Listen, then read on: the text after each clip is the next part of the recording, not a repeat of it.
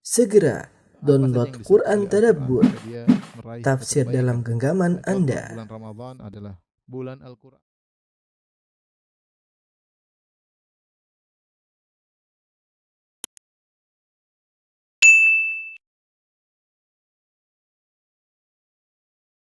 Bab mulatafatil yatim wal banat. Tetap bab tentang berlemah lembut kepada anak yatim dan orang-orang miskin, orang-orang lemah. Hadis berikutnya hadis pengulangan ya. Wa Aisyah radhiyallahu taala anha qalat, dari Aisyah radhiyallahu anha beliau berkata, ja'atni miskinatun tahmilu ibnataini laha. Datang seorang wanita miskin membawa dua putrinya, fata'amtuha thalatha marrat. Aku pun memberi thalatha marat. Aku pun memberikan 3 butir korma kepada wanita tersebut ya. Yaitu satu masing-masing dapat 1 butir korma. Fa'atat kulla wahidatin minhuma tamratan. Maka sang ibu pun memberikan kepada 2 putrinya 1 butir korma, 1 butir korma. Wa rafa'at ila fiha tamratan lita'kulaha. Kemudian sang ibu ingin makan kormanya, jadi pertama dia mendahulukan kedua anaknya dulu makan.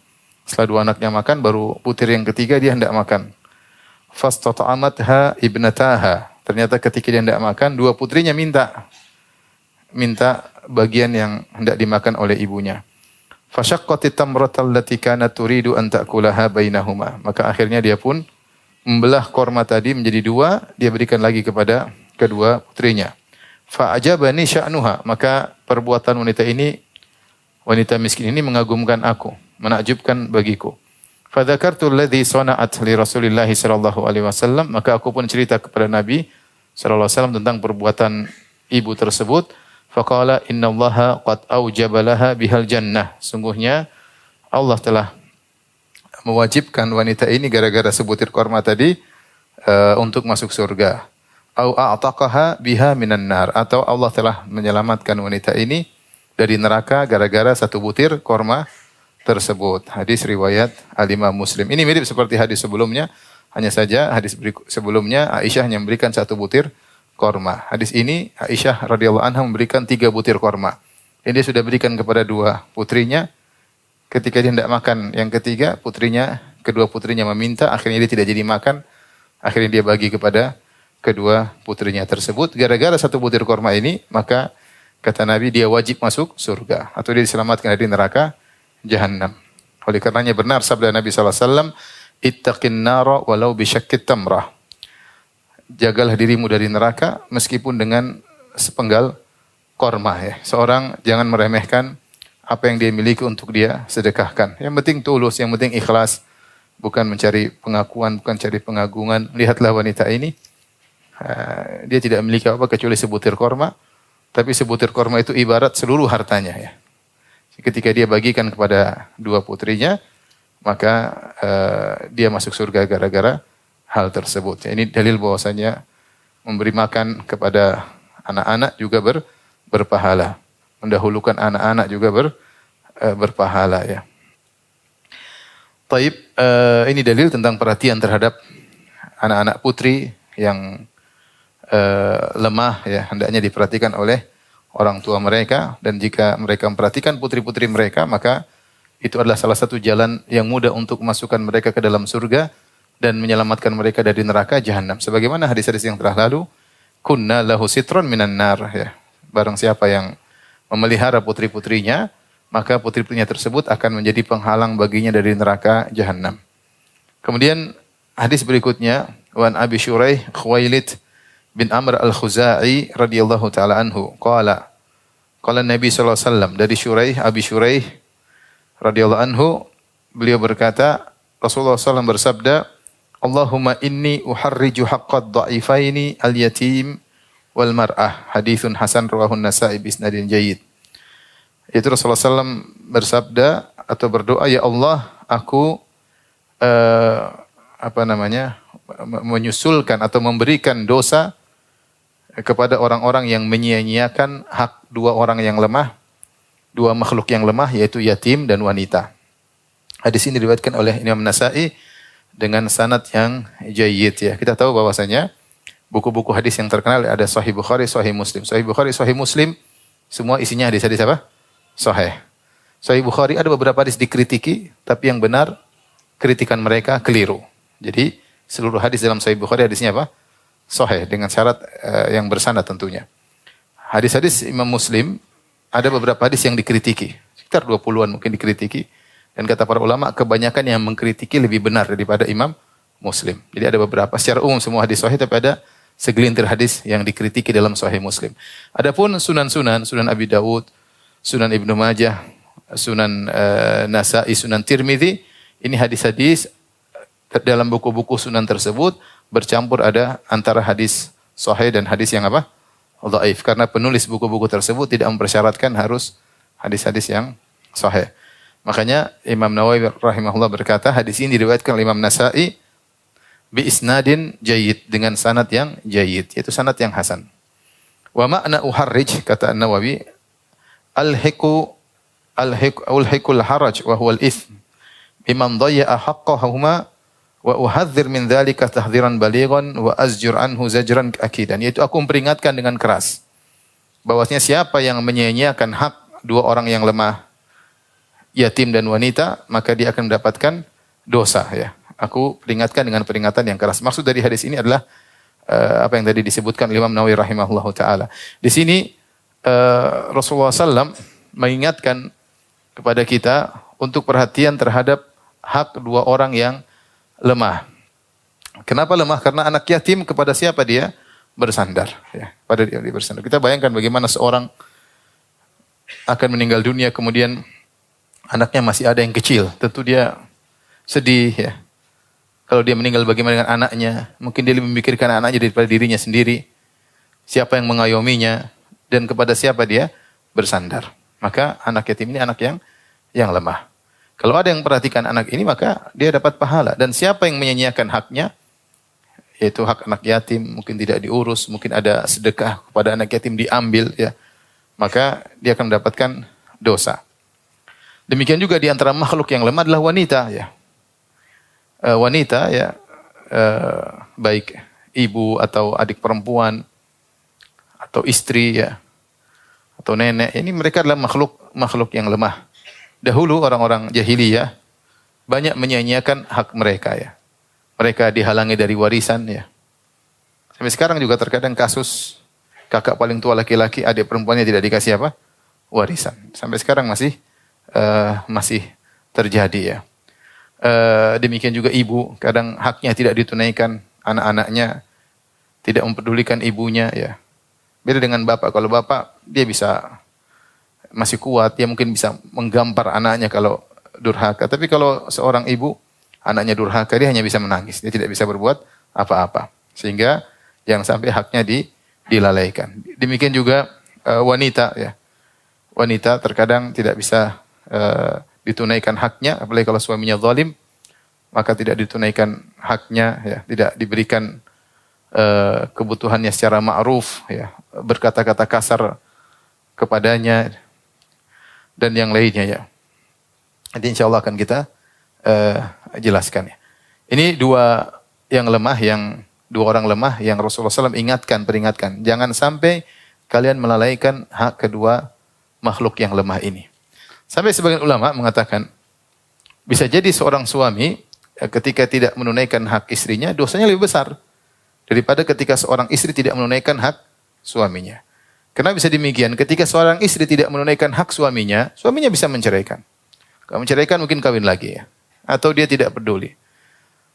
Tapi kalau seorang suami tidak menunaikan hak istrinya, dia tidak bisa apa-apa. Kemana dia mau mengadu? Apalagi kedua orang tuanya sudah meninggal dunia misalnya. Maka dia terpuruk di rumahnya, tidak bisa berbuat apa-apa. Dia mau mengadu kepada siapa, dia malu, ya, aib keluarga, sehingga sang lelaki berbuat zalim kepada sang wanita. Oleh karenanya bisa jadi terkadang kondisi tertentu seorang suami yang tidak menunaikan hak istrinya dosanya lebih besar daripada seorang wanita yang tidak menunaikan hak suaminya. Dari sisi mana? Dari sisi kalau lelaki tidak ditunaikan haknya, dia bisa cari solusi. Tapi kalau wanita tidak ditunaikan haknya, terkadang dia lemah, dia tidak bisa berbuat apa-apa. Sehingga dia terpuruk di rumahnya sendiri, ditinggal, tidak dipedulikan, dikasarin, digampar, kata-kata yang tidak senonoh diucapkan kepadanya, dan seterusnya. Tapi kita lanjutkan hadis berikutnya. Wa an Mus'ab bin Sa'ad bin Abi Waqqas radhiyallahu anhuma qala ra'a Sa'ad anna lahu fadlan ala man dunahu. Bahwasanya Sa'ad bin Abi Waqqas merasa dia lebih utama daripada orang yang di bawahnya. Ada yang mengatakan tatkala pembagian ghanimah, Sa'ad merasa dia lebih hebat dalam bertempur, dia lebih hebat untuk mendapatkan ghanimah yang lebih banyak. Maka Rasulullah SAW mengingatkan Sa'ad. Namanya manusia, tidak ada yang luput dari kesalahan. Rasulullah SAW, Sa'ad bin Abi Waqqas salah seorang yang dijamin masuk apa? Surga. Dia punya kesalahan, ya mungkin dia merasa dalam perjuangan dia lebih, maka dia lebih berhak untuk mendapatkan ghanimah misalnya. Maka Rasulullah SAW mengingatkan Sa'ad ya untuk perbaiki kesalahannya. Kata Nabi SAW, hal tunsaruna wa turzaquna illa bidu'afaikum. Bukankah kalian dimenangkan dan diberi rizki kecuali gara-gara orang lemah di antara kalian, gara-gara orang miskin? Ya. Kata An-Nawawi, hakadha mursalan, hadis ini diriwayatkan secara mursal, fa inna Musa bin Sa'ad tabi'i, karena Musa bin Sa'ad yaitu anaknya Sa'ad bin Abi Waqqas adalah seorang tabi'i. Wa rawahu al-Hafiz Abu Bakar Al-Barqani fi Sahih Muttasilan an Mus'ab an abihi radhiyallahu anhu. Dan diriwayatkan dalam riwayat yang lain Abu Bakar Al-Barqani dalam sahihnya secara tersambung. Intinya hadis ini hadis yang mausul, hadis yang tersambung, hadis yang sahih. Jadi Rasulullah SAW mengingatkan kepada Sa'ad, kemenangan kita yang kita peroleh ini tidak lain karena ada orang-orang lemah di antara kita ya. Dan kalian diberi rizki, dapat ghanimah atau yang lainnya tidak lain karena ada orang lemah di antara kita. Yang memberi rizki tentunya Allah, yang menangkan adalah Allah.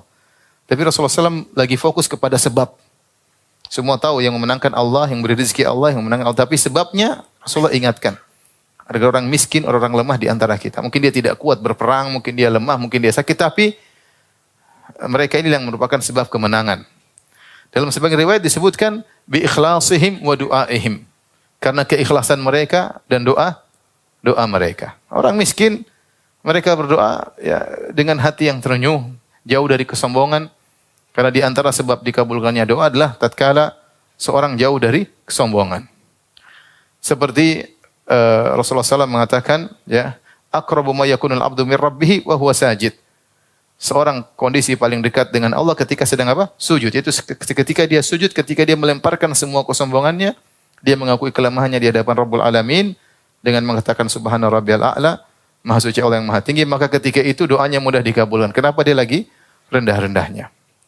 Rasulullah SAW juga menceritakan tentang seorang yang bersafar, asy'atha akbar, yang rambutnya penuh dengan semrawut, badannya penuh dengan debu, yamuddu yadayhi ila sama, kemudian dia mengangkat kedua tangannya, dia berkata ya Rabb, ya Rabb.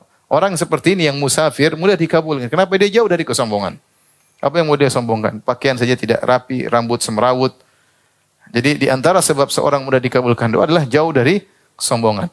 Di antaranya para orang miskin. Apa yang mereka sombongkan? Mereka lemah, mereka tidak kuat. Maka doa mereka lebih ikhlas. Doa mereka lebih ikhlas dan mereka lebih tulus. Maka kalian dimenangkan gara-gara adanya mereka. Gara-gara adanya mereka. Oleh karenanya Rasulullah SAW ingin mengingatkan ketika kita menolong orang-orang miskin, jangan kita merasa punya minnah, punya utang, dia punya utang, kita punya jasa sama dia dan dia punya utang budi sama kita. Jangan. Justru kamu ini bisa jadi dikasih rezeki gara-gara orang-orang miskin tersebut. Makanya dalam hadis disebutkan ketika ada dua orang kakak beradik, yang satu belajar sama Nabi, yang satu kerja. Akhirnya yang bekerja ini datang kepada Nabi SAW mengeluhkan adiknya atau saudaranya yang dia ditanggung kehidupannya.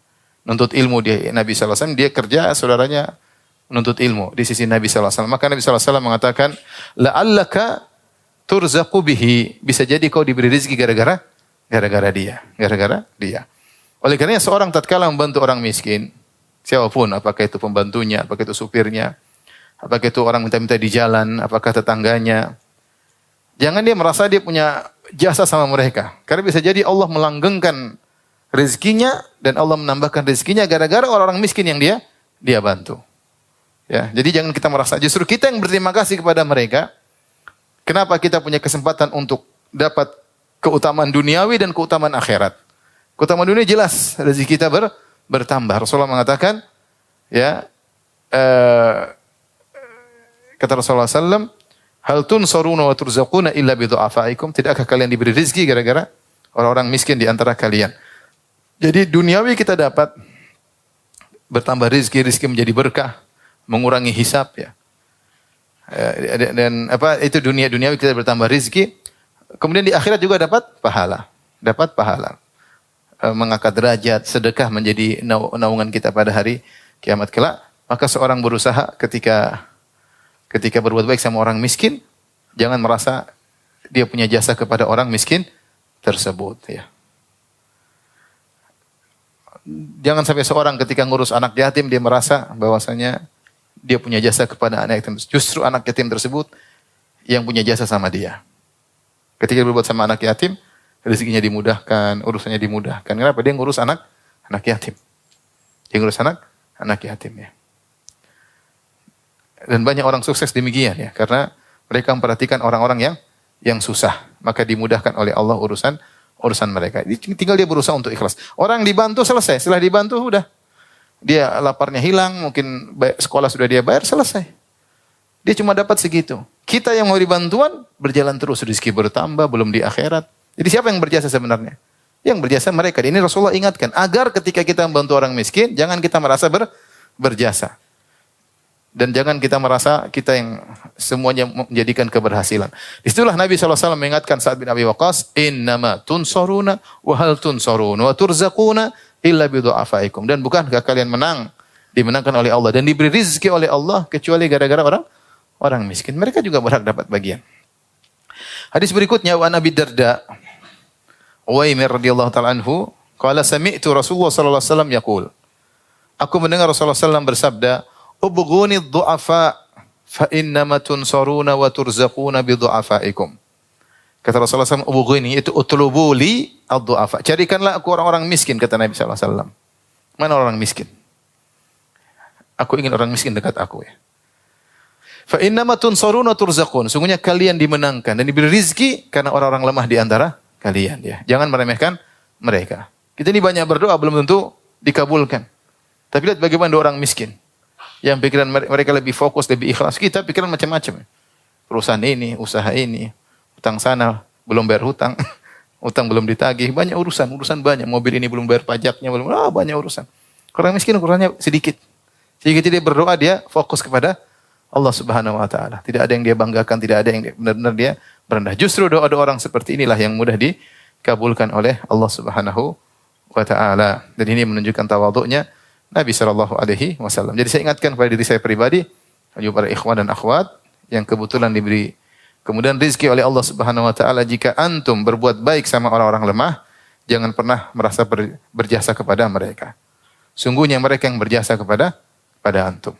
Innama tunsaruna wa turzaquna bi du'afaikum. Kalian ditolong oleh Allah. Banyak urusan jadi mudah. Kenapa? Kita ngurusin orang susah. Kita ditolong oleh Allah Subhanahu wa taala. Dan banyak rezeki dimudahkan oleh Allah. Kenapa? Karena kita ngurusin orang apa? Orang susah. Orang susah banyak ya.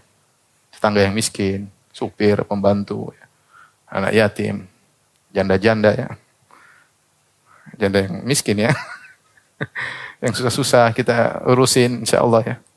Ditolong dan diberi rezeki oleh siapa? Allah Subhanahu wa taala. Allah berfirman, "Wa ma anfaqtum min syai'in fa huwa yukhlifuh."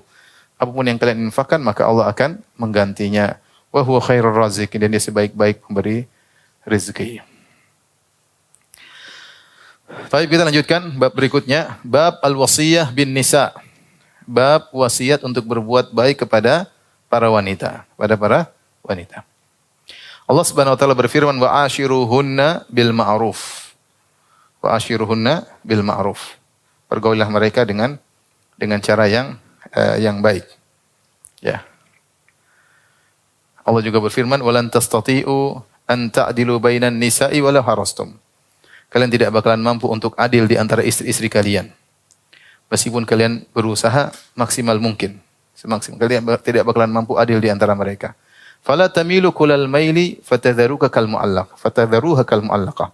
Maka janganlah kalian condong terlalu kepada salah satunya, maka akhirnya kalian meninggalkan yang lain, terkatung-katung, tergantung, tidak jelas. Wa in tuslihu wa tattaqu fa innallaha kana ghafurur rahim. Tapi kalau kalian berbuat baik, berbuat kebaikan, bertakwa kepada Allah, sungguhnya Allah Maha Pengampun lagi Maha Penyayang. Bab ini, bab al-wasiyah bin nisa, ya. Bab untuk berbuat baik kepada para wanita, ya. Tentunya secara umum berbuat baik kepada wanita sebagaimana kita sebutkan, wanita makhluk yang lemah, baik dia adalah ibu atau kakak perempuan kita atau adik perempuan kita atau bibi kita, tante kita, ya.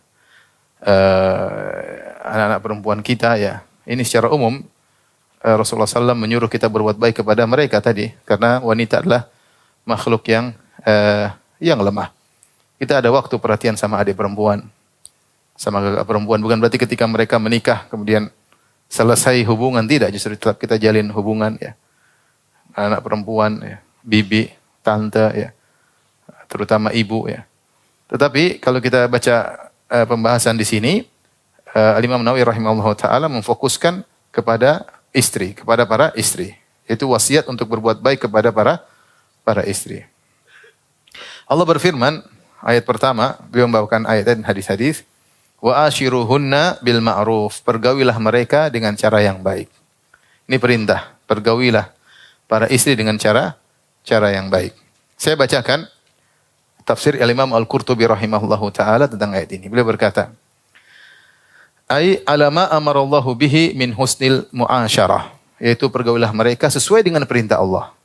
Bi husnil muasyarah, untuk pergauli para istri dengan cara yang baik. Wal khitab lil jami', dan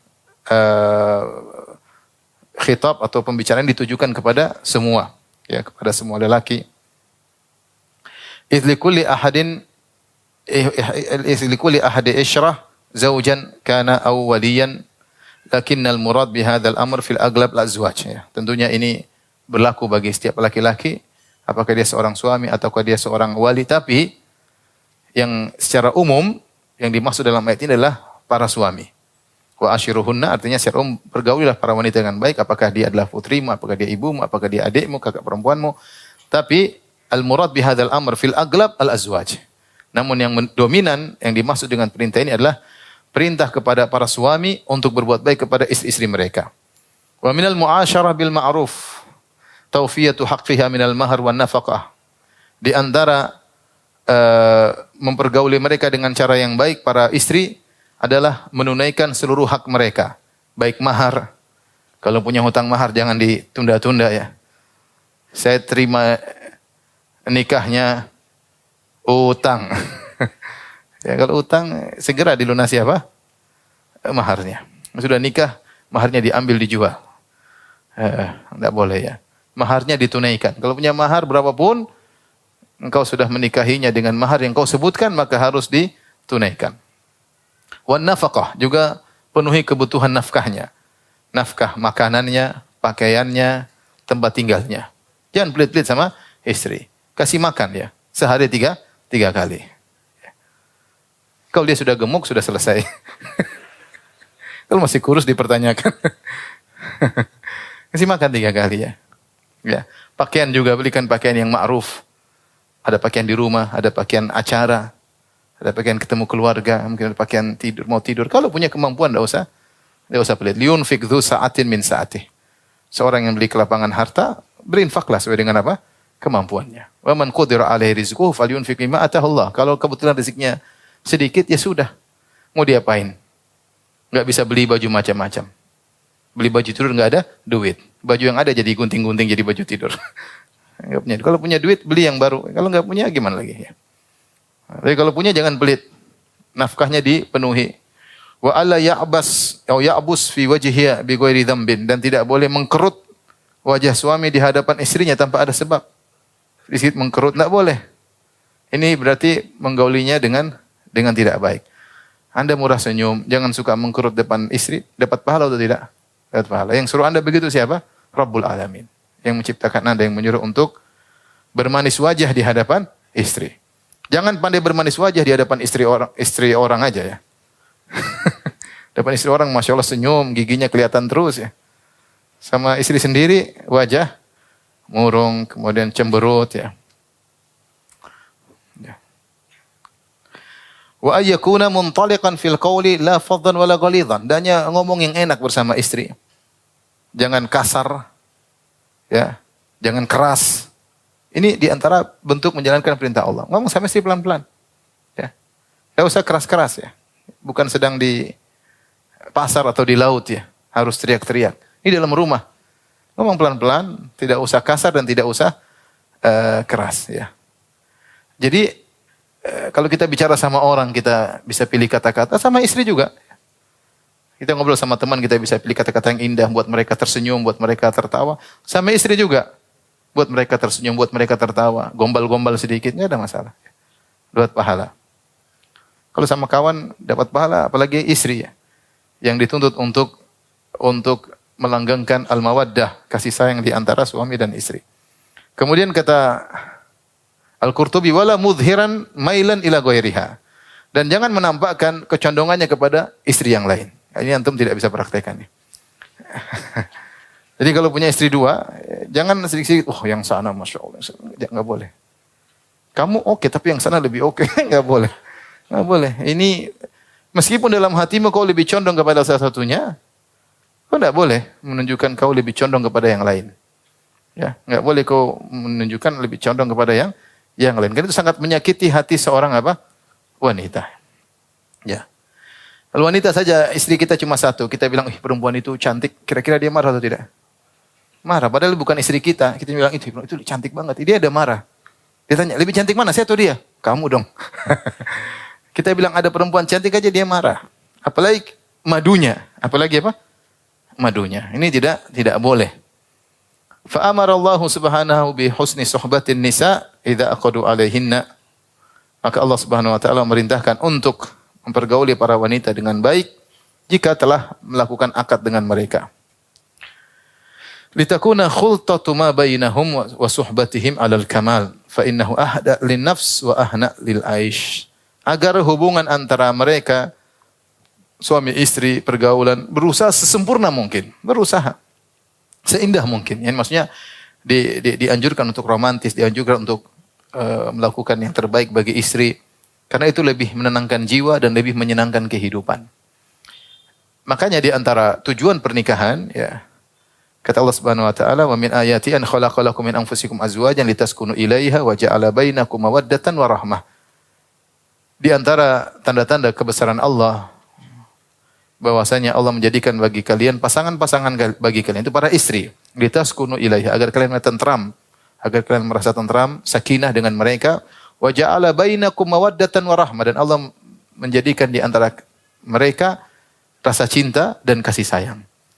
Maka di antara tujuan pernikahan adalah mawaddah dan rahmah dan sakinah di antara keluarga. Suami istri. Maka semua perkara, kalau antum niatkan karena Allah. Dan kita punya kaidah,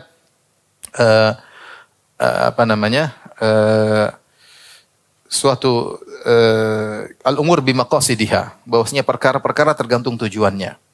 Kita punya tujuan yang syar'i, dan itu ada di antara maqasidiz zawaj, di antara tujuan pernikahan adalah mawaddah dan rahmah. Yang Allah sebutkan dalam Al-Quran. Sakinah, mawaddah dan rahmah. Maka semua perkara yang kita niatkan untuk menuju hal ini yang Allah perintahkan, maka semuanya berpahala. Perhatikan semuanya berpahala. Anda mencium kening istri, menambah cinta kasih atau tidak? Berpahala atau tidak? Berpahala. Istri kalau lagi tidur, kemudian Anda ambil selimut, Anda selimutin. Dia tambah senang atau tidak? Dia tambah sayang sama antum atau tidak? Berpahala atau tidak? Berpahala. Kalau ngobrol sama, kok ragu-ragu ngomongnya, iya. Ini jomblo depan semua, nggak ngerti mereka. Ya akhi berpahala, iya gitu. Iya, kayak bengong. Jomblo jangan. Atau enggak pernah melakukan. Enggak nyambung ya. Kalau ngobrol sama istri, terus kita matikan HP kita ngobrol, dia senang atau tidak? Senang. Semua yang menyenangkan istri menambah mawaddah dan rahmah dapat pahala. Demikian juga istri kepada suami. Istri kepada suami. Tapi sekarang kita lagi bicara tentang suami. Istri nanti belakangan. Taib, itu yang disampaikan oleh Al-Imam Al-Qurtubi dalam tafsirnya ketika menafsirkan wa ashiruhunna bil ma'ruf. Pergaulilah mereka dengan cara yang baik ya. Semua perbuatan baik pada istri berpahala di sisi Allah Subhanahu wa taala. Kemudian Allah menyebutkan Imam Nawawi menyebutkan ayat yang lain, "Walan tastati'u an ta'dilu bainan nisa'i walau harastum." Kalian tidak akan mampu untuk berbuat adil di antara istri-istri kalian meskipun kalian berusaha. Ini adalah perkara di luar kemampuan. Dalam hadis Rasulullah SAW mengatakan, Allahumma hadza qasmi fima amlik, fala talumni fima tamlik wala amlik. Ketika Rasulullah SAW sudah membagi adil di antara istri-istrinya, jatah mabit, jatah nginap, Rasulullah SAW berkata, ya Allah, inilah pembagianku yang aku mampu. Maka jangan kau cela aku pada yang aku tidak mampu. Itu masalah kecondongan hati. Dan yang kau kuasai dan aku tidak kuasai. Itu masalah kecondongan hati. Rasulullah SAW ketika ditanya, man ahabun nasi ilaik? Siapa yang paling kau cintai? Kata Rasulullah SAW apa? Aisyah.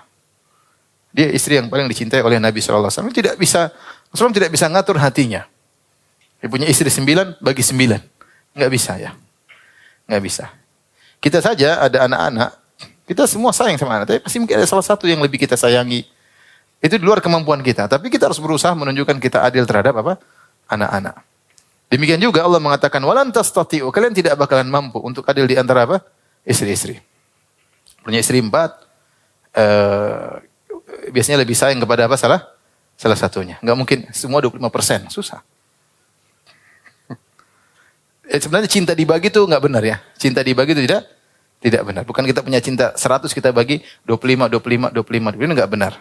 Sungguhnya kalau orang nikah lagi itu dia buka file baru ya, bukan file baru. Jadi bukan file dibagi 2, paham? Antum paham atau tidak? Enggak paham ya sudah, memang belum waktunya untuk paham. Jadi jangan disangka cinta dibagi 2, enggak. Jadi dibuka file cinta yang baru. Kayaknya serius nih orang-orang ini. Tapi file itu tetap saja bisa berbeda ya. Karena itu di luar kemampuan manusia. Kecondongan hati tidak ada yang bisa mengatur. Hati ini siapa yang memiliki? Allah Subhanahu wa taala ya. Kita enggak bisa ngatur saya mau sama cinta, belum tentu. Makanya Allah ingatkan, meskipun kau berusaha untuk adil dalam rasa cinta, kau tidak bakalan apa? Mampu. Oleh karenanya kalau kau tidak bakalan mampu untuk adil dalam rasa cinta, sama-sama 100%, enggak bisa. Fala tamilu kullal mail, maka janganlah kau terlalu condong kepada salah satunya sehingga kau meninggalkan yang lainnya. Kal mu'allaqah, seperti wanita yang terkatung di antara langit dan bumi. Ya, tersia-siakan, tidak diperhatikan.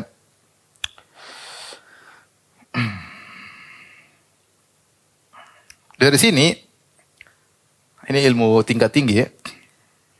Saya enggak tapi saya harus bahasnya kan ini terkait dengan ayat ini tersebut.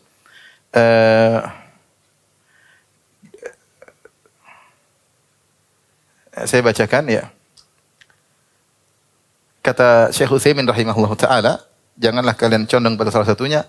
Li'annal mar'ata idza ra'at anna zawjaha ma la ma adarratiha ta'ibat ta'aban 'aziman. Karena seorang wanita jika lihat suaminya condong kepada istri yang lain, maka dia akan benar-benar letih, capek, sumpek.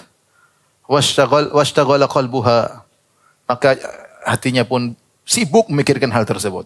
Fasarat kal mu'allaqati baina samai wal ardi laisa laha qarar. Jadilah dia seperti wanita yang tergantung antara langit dan bumi, tidak tenang. Kenapa dia melihat apa? Suaminya condong kepada yang lain. Maka tadi kata Al-Qurtubi, jangan menampakkan hal tersebut. Yang menampakkan hal tersebut ya. Makanya seorang kalau lagi di rumah salah satunya, enggak usah cerita-cerita yang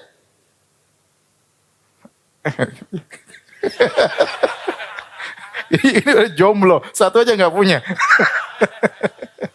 Udahlah ini ilmu tingkat tinggi, nggak usah. Lewat aja lah. Kita lanjutkan. Saya khawatir nanti salah paham ya. Intinya berat ya. Intinya berat ya. Jangan lihat tawa, lihat tangis juga ya. Baik.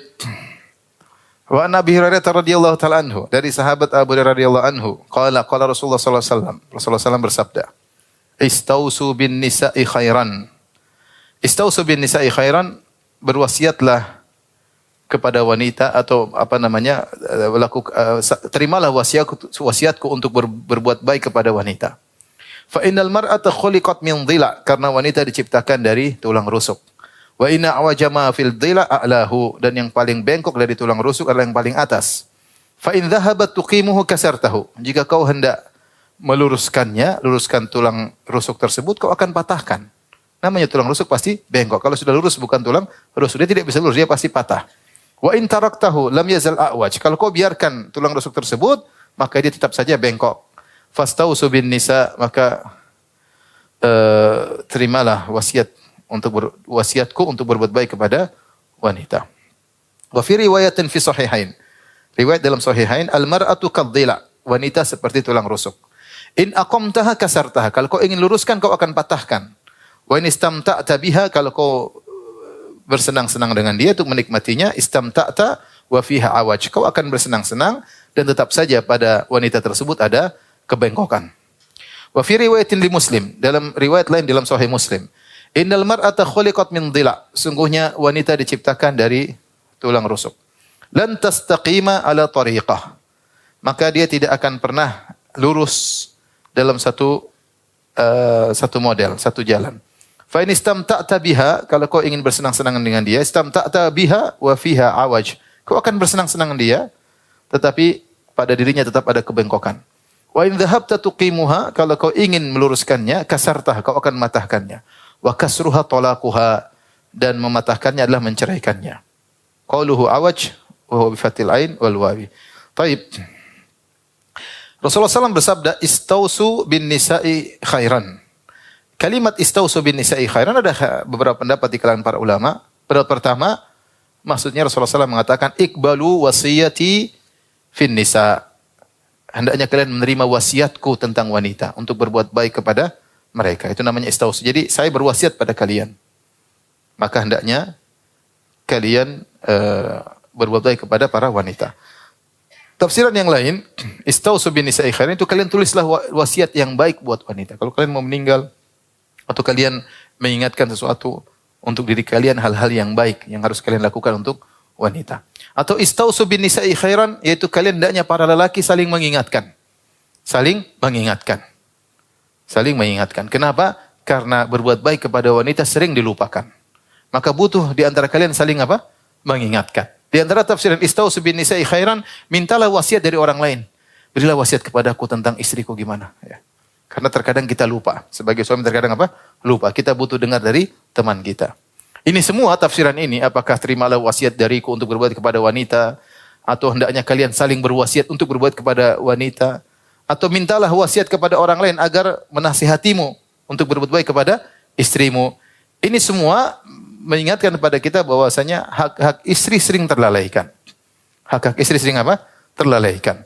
Dengan kesibukan para lelaki, ya, dengan banyak pekerjaannya, interaksinya, terkadang dia lupa untuk memperhatikan istrinya. Terkadang seorang laki, Masya Allah, di luar begitu baik, begitu lemah lembut, tapi di rumah sangar terhadap istrinya. Itu ada seperti itu. Ada kondisi laki seperti itu. Di luar, Masya Allah, lemah lembut, di rumah garang. Ya.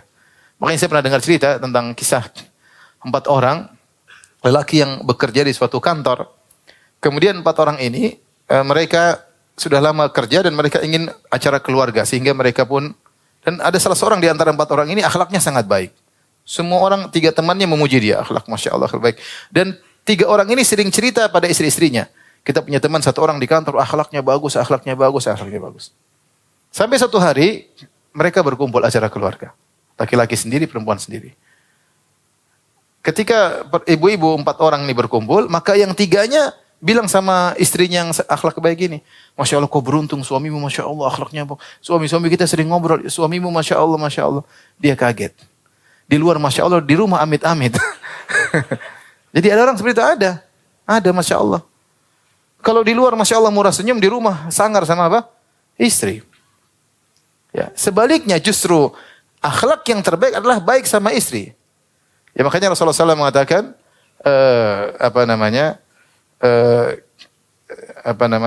yang terbaik adalah yang terbaik bagi apa? Khairukum li ahlihi. Yang terbaik di sisi Allah, yang terbaik bagi apa? Istrinya. Karena akhlak sesungguhnya seorang adalah di hadapan istrinya. Ketika istrinya lemah, dia bisa gampar, dia bisa berkata-kata kotor, dia bisa maki-maki, istrinya tidak bisa balas. Kalau sama teman dia pasti bisa berbuat tasanno, dia bisa berbuat-buat, dia bisa pilih kata-kata karena tidak mungkin dia maki temannya. Temannya dimaki mungkin melawan. Makanya jika seorang akhlaknya bagus di rumah, itu lelaki terbaik. Itu lelaki apa? Terbaik ya. Makanya saya selalu ceritakan seorang laki berusaha menjadi yang terbaik bagi apa? istrinya. Saya sudah ceritakan bagaimana Ummu Darda ketika Abu Darda meninggal radhiyallahu anhu, maka dilamar oleh Muawiyah. Siapa Muawiyah? Orang Quraisy terpandang.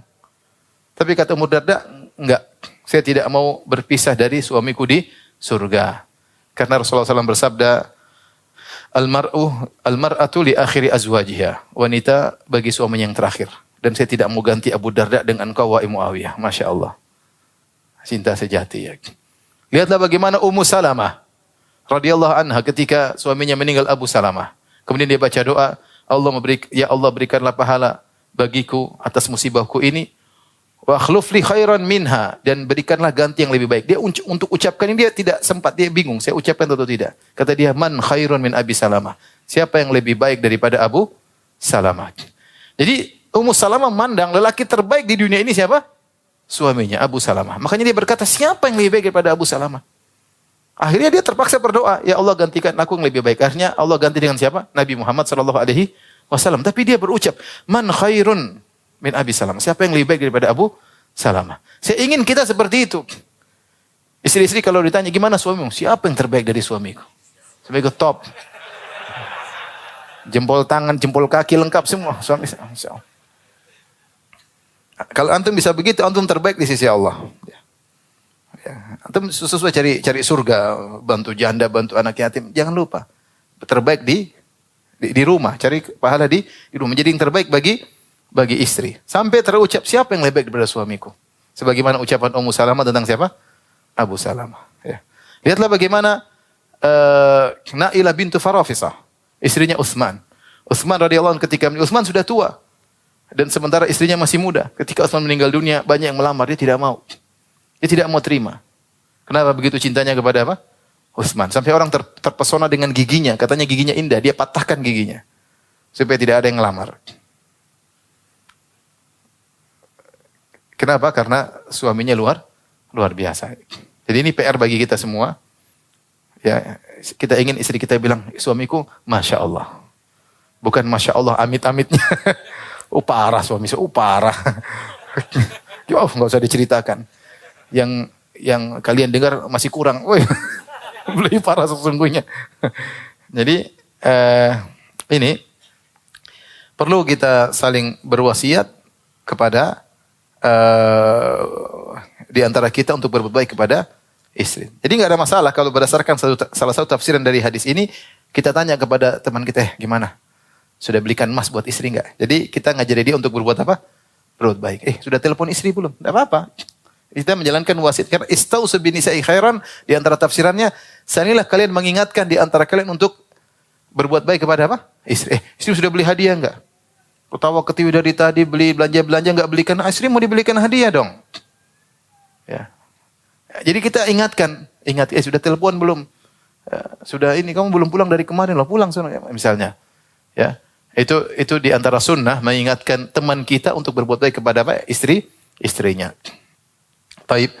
Kenapa Rasulullah SAW begitu mewanti-wanti atau mengingatkan dengan tegas untuk berbuat baik kepada para wanita? Karena para wanita punya kekurangan. Kekurangan inilah yang menjadikan lelaki terkadang jengkel dan tidak berbuat baik kepada wanita. Rasulullah SAW di sini menyebutkan kekurangan wanita bukan untuk mengaibnya, bukan untuk mencelanya, tapi untuk agar diberi uzur. Paham? Rasulullah SAW menyebutkan aib wanita di sini, fa innal mar'ata khuliqat min dhila. Wanita diciptakan dari tulang rusuk. Dan tulang rusuk bengkok. Dan yang paling bengkok bagian atas. Sebenarnya Allah mengatakan yang paling bengkok dari perempuan lisannya. Ya, paling apa? Tidak tahu bersyukur, ngumpat-ngumpat, teriak-teriak, marah-marah, ya. Tidak berterima kasih kepada suami. Wajar itu apa? Itu sifat dasar wanita. Kodrat mereka seperti diciptakan dari tulang rusuk yang bengkok. Ya. Dan ini dalil bahwasanya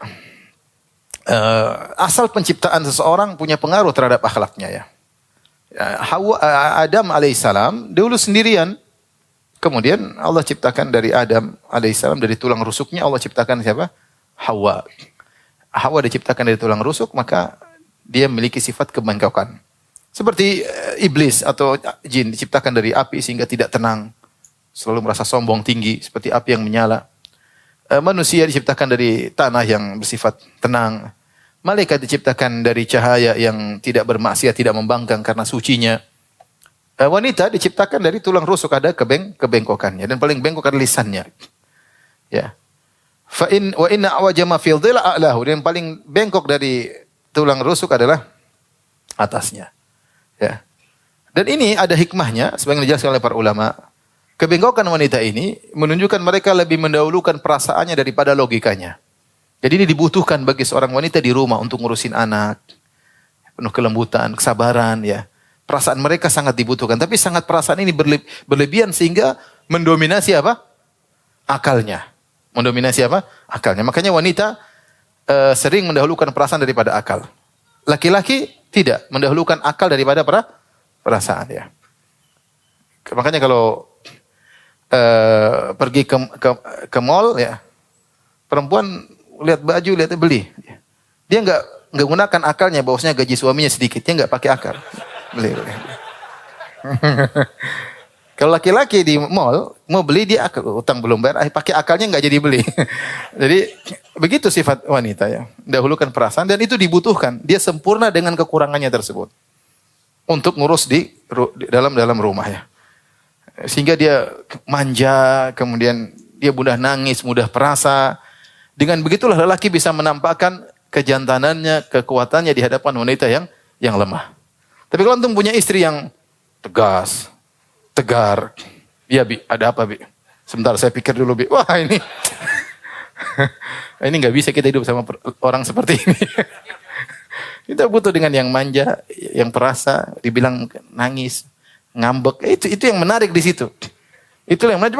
Coba istri antum nggak pernah ngambek, nggak pernah tegar, tegas, ya repot. Enggak hambar kehidupan ini.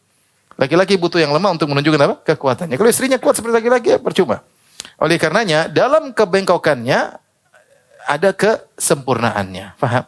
Dan kesempurnaan tersebut dibutuhkan untuk mengurus rumah. Ya. Fa in dhahabta tuqimuhu, kalau kau ingin meluruskan tulang rusuk tersebut, kata Nabi, kau pasti mematahkannya, enggak bisa. Kalau kau membiarkan, ya, dia akan selalu bengkok, ya. Makanya saling berwasiatlah untuk berbuat baik kepada wanita. Rasulullah SAW mengajarkan kepada kita untuk mendapatkan kebahagiaan dari wanita dengan kekurangannya, ya. Jangan mengharapkan punya istri yang sempurna. Apapun yang berusaha dia sempurna, pasti dia punya kekurangan. Itulah kebengkokannya. Itulah kemana. Rasulullah menyebutkan hal ini agar kita memberi uzur, bukan kita dasar bengkok. Iya kan kamu gara-gara tulang rusukmu yang bengkok saya jadi begini. Akhirnya bertengkar, ya. Enggak usah kita disebut wanita bengkok untuk memberi apa? Memberi uzur.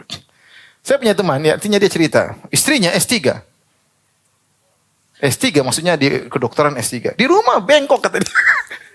Boleh dia juara 1 S3 di kedokteran, tapi di rumah bengkok. Jadi mungkin antum sama perempuan, mungkin kalau ujian dia ranking 1, antum ranking 20. Tapi kalau antum menikah dia bengkoknya. Karena demikianlah kodrat apa? Wanita. Subhanakallah bihamdik, asyhadu an la ilaha illa anta astaghfiruka wa atubu ilaik. Assalamualaikum warahmatullahi wabarakatuh.